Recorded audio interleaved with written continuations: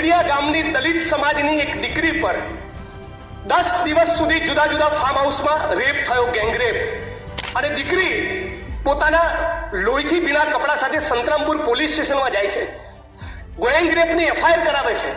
અને જ્યારે ખબર પડે છે કે એક રાજકીય પક્ષના 3 આગેવાનોના એ ફરિયાદમાં નામ છે અને એમના સુધી જ્યારે મેસેજ પહોંચી જાય છે ત્યારે શું બને છે, એ રાજકીય પક્ષના લોકો પોતાની મહિલા વિંગની બહેનોને સંતરામપુર પોલીસ સ્ટેશન મોકલી સંતરામપુર પોલીસ સ્ટેશનમાં ગેંગરેપની દાખલ થયેલી ફરિયાદ અને દીકરીના આ પ્રકરણ સબબ જે સ્ટેશન ડાયરીમાં નોંધ કરવામાં આવી એ એફઆઈઆરનું પાનું, સ્ટેશન ડાયરીનું પાનું ફાડી નાખે છે.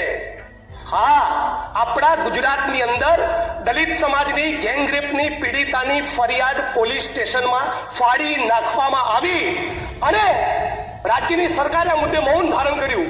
શું કર્યું સરકારે એવું કર્યું કે ખાતાકીય તપાસ આપી સચિન બાદશાહ નામના ડીએસપીને, અને મહાન આપણા એ આઈપીએસ અધિકારીએ શું કર્યું, એફઆઈઆર ગેંગરેપની એફઆઈઆર ફાડી નાખનારા એએસઆઈ અને પીએસઆઈની સામે ગુનો દાખલ કરવાના બદલે ખાતાકીય તપાસ મેને ફેરવીને 2 ઇન્ક્રીમેન્ટ રોકીને 3000નો દંડ ફટકાર્યો.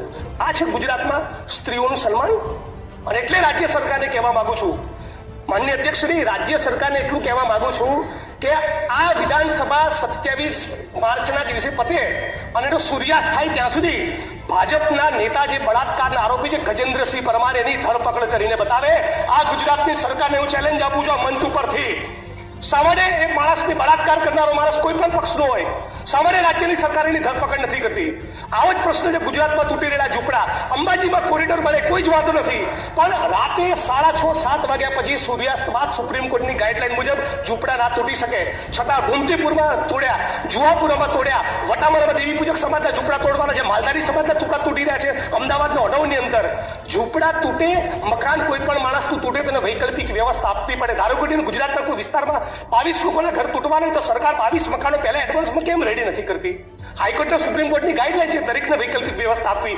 રાઇટ ટુ સેન્ટ્રલ એ કોન્સ્ટિટ્યુશનલી ગેરંટેડ આપણો ફંડામેન્ટલ રાઇટ છે. તો આ રાઇટ્સ ગરીબ માણસોને લાગુ નથી પડતો. રિયલ એસ્ટેટના માફિયાઓ, ઉદ્યોગપતિઓ જમીનોમાં દબાણ કરે, એ દબાણ ખુલ્લા ના થાય અને દલિત, આદિવાસી, ઓબીસી સમાજના ઝૂંપડા તોડી નાખવાના, એને બેઘર કરી નાખવાનો. આ ગુજરાત વાઇબ્રન્ટ અને સ્વર્ણિમ ના હોઈ શકે.